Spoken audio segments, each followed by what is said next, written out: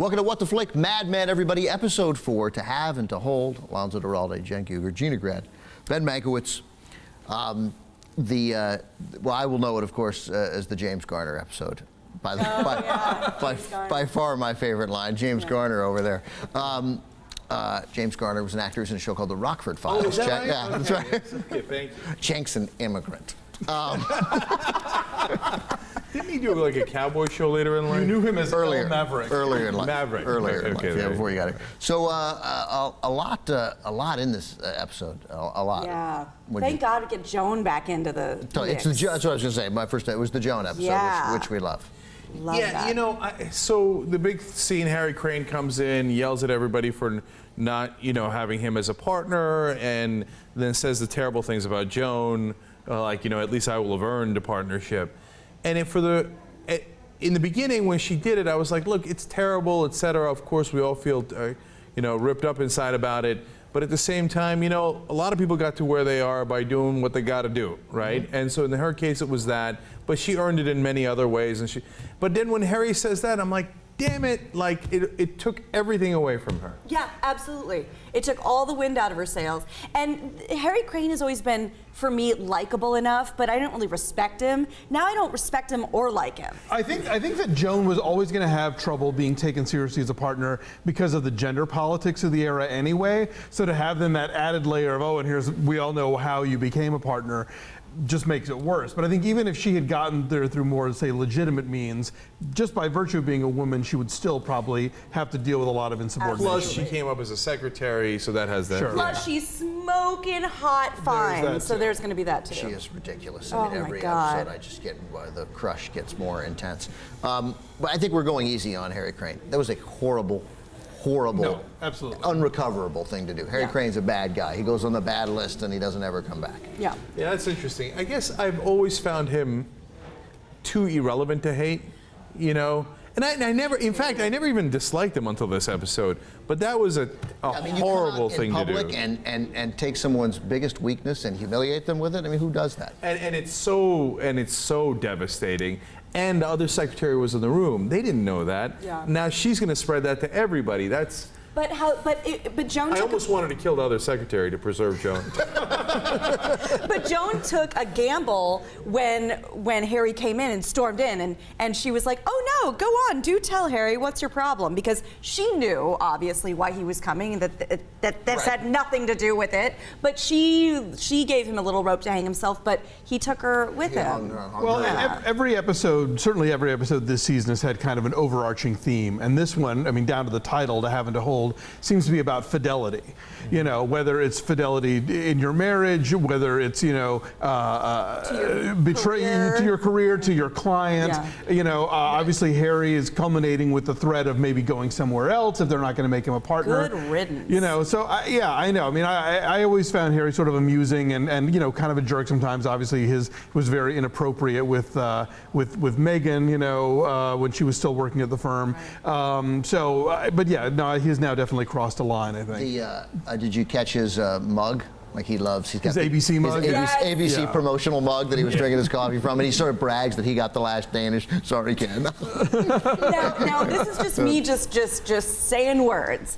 But what if he does go away, and what if that ass kisser that we don't know why he's there and where he fits in takes over television? On a totally opposite point, Megan in the wig with the maid. Oh. Ooh, disaster, Dowdy, man. to say the least. Yeah, and then her teeth became more of a highlight of her face, and it was unfortunate. Yeah. The teeth was like a little side note. Yeah. Then when it was featured with the wig, it just, I was like, who's that incredibly mediocre person on the couch? I was like, oh my God, it's Megan. That was a rough look. Yeah, and so I say that having nothing to do with any thematic thing, and it's just kind of a jerk thing to say. I would imagine that the soap opera's idea is probably like, oh, she's the dowdy maid, but then as soon as she starts having the affair with the guy, it's like she takes her glasses off and the hair comes down and like, oh my God, you're beautiful, know. Sylvia, on the other hand, is ferociously hot all of a sudden. Is she supposed to be the Susan Lucci? Yeah, right. Is that what she? I mean, the No. Sylvia's Dr. Rosen's wife. Sorry, I thought we were talking about the pint-sized the same person because they look identical. They do look a lot, so maybe Don will sleep with her. She certainly wants to. Right. Wants to sleep with Jim Garner. But I thought that that Sylvia looked fantastic, and then of course we learn in this episode, as was hinted at last week, where she says, "Oh, we can't fall in love," that she obviously does love him, and when she says that she prays that he finds peace, I mean, she loves him completely. But I think their affair sort of underscores that Don is a dick. He is making such a big deal about the fact that Megan is kissing a guy on camera, which is part of her work. Clearly, no emotional entanglement whatsoever.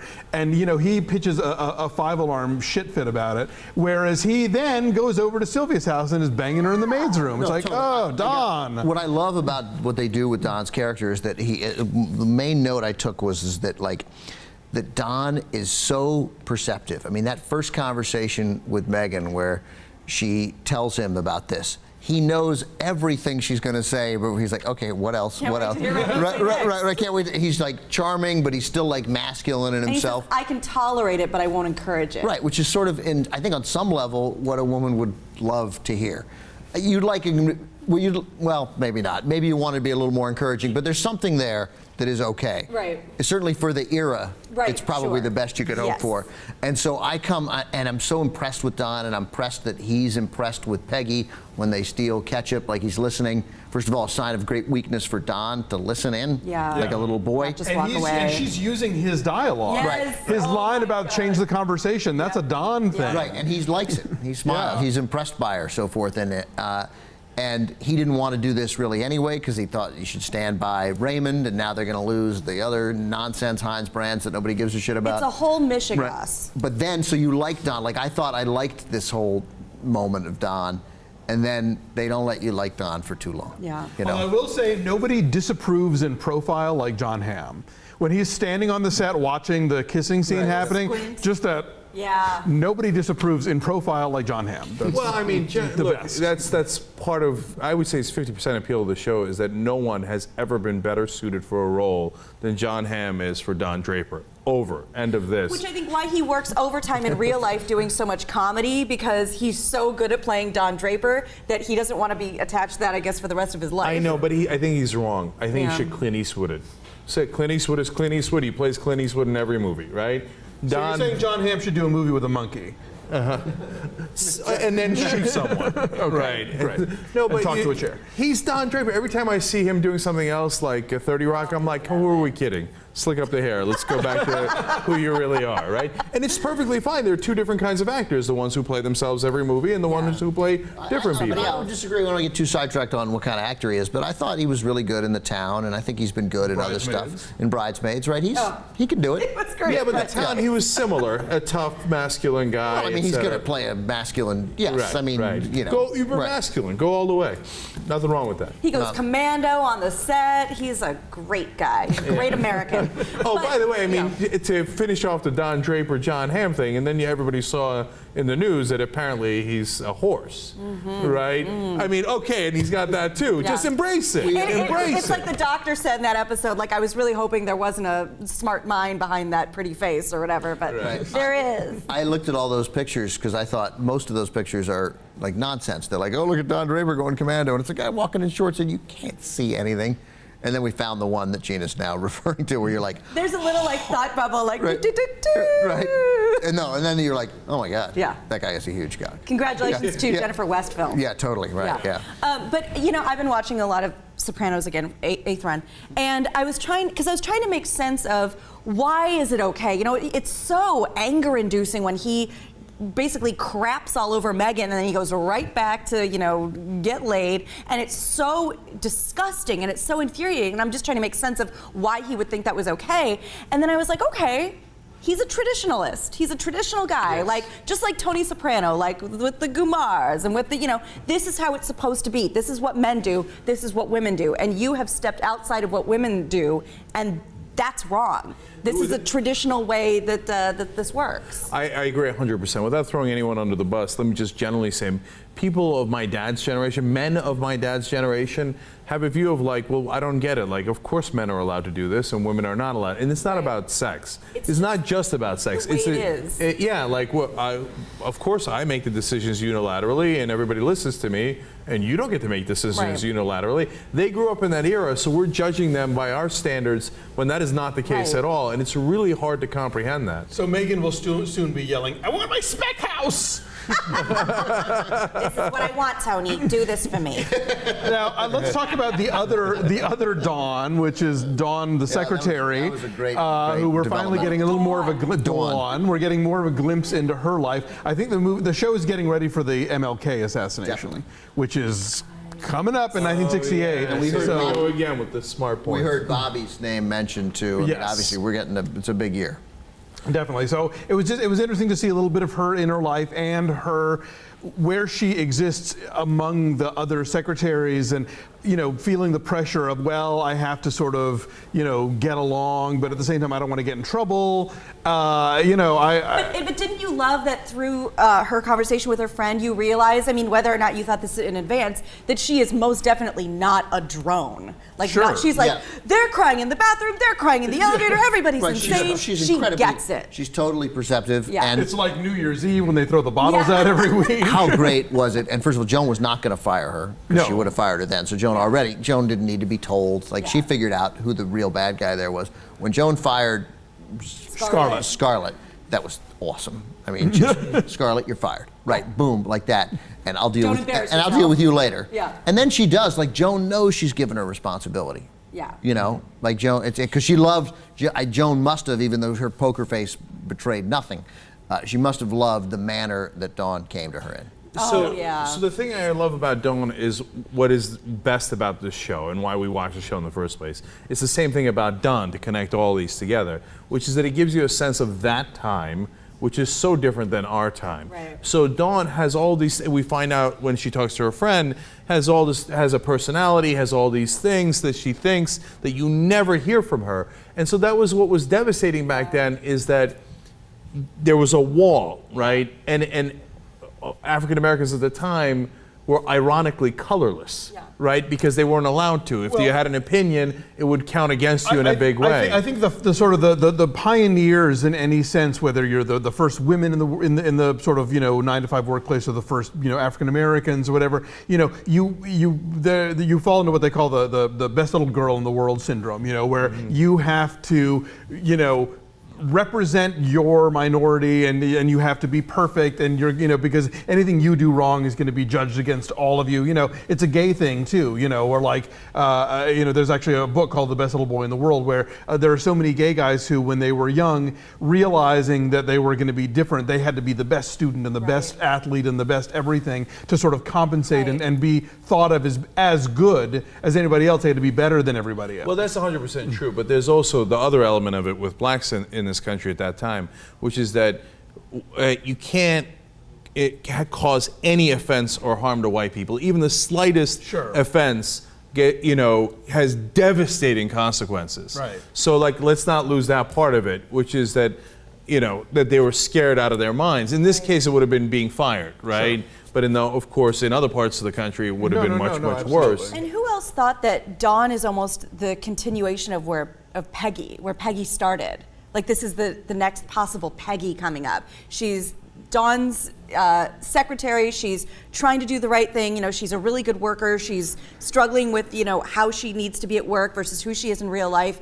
She doesn't have much of a life outside of the office, and I couldn't help but think back to first season Peggy. That's interesting. I'm curious whether they'll develop that. I didn't think of that. I loved the black person nod reference, which is a real thing in a white world. Hey, how you doing? Like that's all. Well, it's interesting because there was a couple seasons back. Remember, Pete was trying to sell televisions to black audiences, Right. and the client flipped out. It may be that as we get closer to the 70s, having Dawn in the office is going to be their segue into addressing that demographic and that market. How interesting also that Joan craving sort of respect from a group of men who she's really not getting it from. Don did, but doesn't because of her behavior, and the other guys don't really care. But she gets it from arguably among the best people in the office. Yeah. Like, what Dawn does is respect the hell out of Joan, and near as we can tell, there's like nothing wrong with Dawn. Yeah, and she said, I don't care if everyone hates me as long as you don't. Yeah. We'll see. Yeah, we'll see. But Joan has to, I hope, And I warp with that Joan took some satisfaction in that. But don't you also think that after that conversation she had with her sister, it was her sister, right? Yeah. For some reason, I missed that. I don't know why.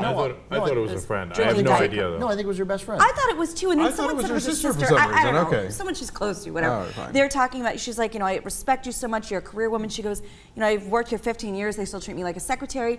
And her positioning herself to sort of unload the burden of keys to the stockroom, keys to the, that's something that a secretary should have, not a partner. Right. So that's her way of unloading thought some of of that that. crap off her Interesting, plate, interesting. so she can keep sort of moving herself up the chain of command. Yeah, I'm That's sure pretty that's good. true. That's subtle. Last week we talked about beans v ketchup being the big kind of moral dilemma, and it all blew up in everybody's face this week. Yeah, because Don didn't do what he instinct was. It's like, hey, you got to pass on this.